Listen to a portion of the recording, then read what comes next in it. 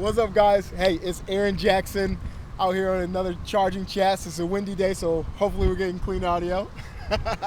But we're here with Officer Womack, and we want to talk to you guys about like smart summons and kind of get a cop's perspective on, is it safe? What should we be thinking about that we're not thinking about? Yeah.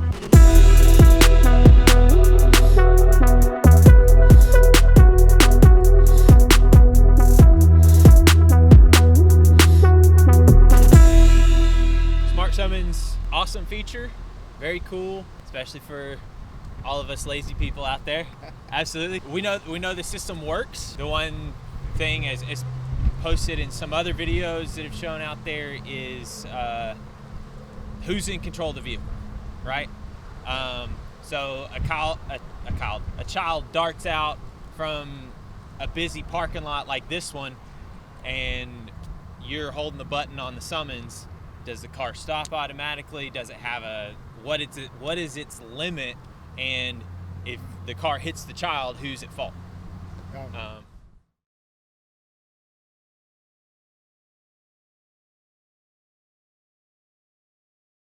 I don't personally own a Tesla, so I don't know the exact the updates that it receives and stuff, but everybody's owned an iPhone and they send out that update and we're all excited about it, and then your phone glitches out and it just freaks out.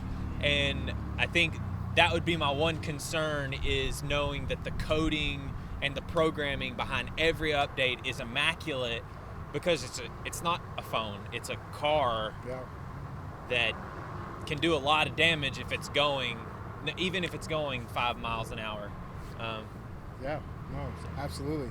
And then, people might not be paying attention, right? They parked in the very back of a parking lot at the movies or something like that, and they're like, oh, bring my car, and they can't really see it, even though you're supposed to be able to see it. Right.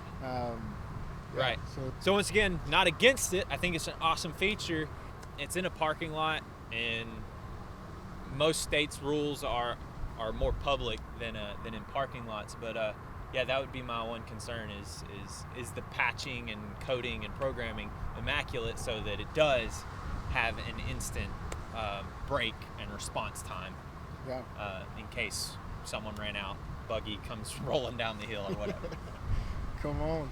We might do a follow-up video where we get you next to a Tesla who actually has like the smart summon, and see like your thoughts after actually seeing it like working and stuff like that. Yeah. Okay, so that's your perspective on smart summon. I have another question for you. What about like DUIs, right? What about if somebody is getting drunk?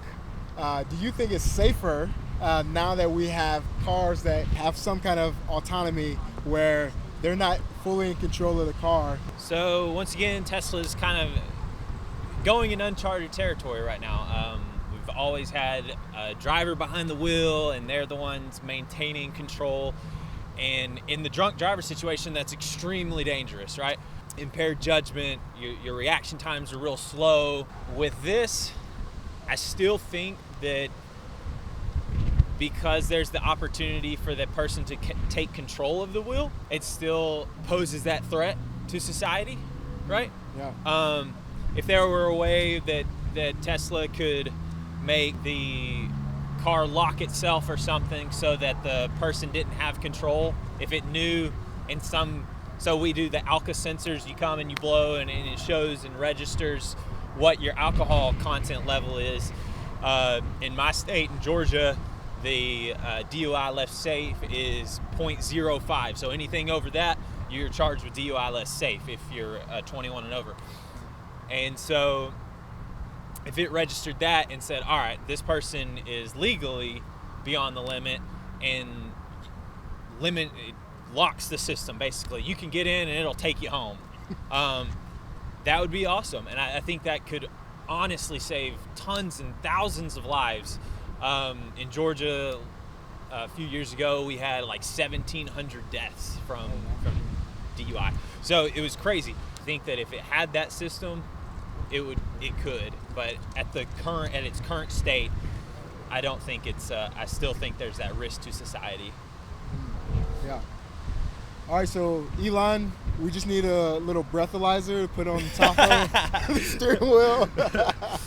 That's really interesting, right? Because before talking to you, like I'm thinking it's got to be a little bit safer, right? You know, because you got the car actually stopping, the car predicting accidents, avoiding those things. And I'm not just talking about like drunk drivers, I'm talking about drivers in general. Like, so do you think like having, level 3 autonomy in a vehicle has actually made like driving around safer, or do you think we're not there yet? I'm glad you brought it up. I think the full autonomy, once again, Tesla's uncharted territory is awesome. It's a very cool concept. I'm not speaking for all of police or all of law enforcement. I'm speaking solely for myself. That I do think while there are still other cars that don't have this system in it and this full autonomy, that it's still a risk factor. Is your car more safe? Quite possibly.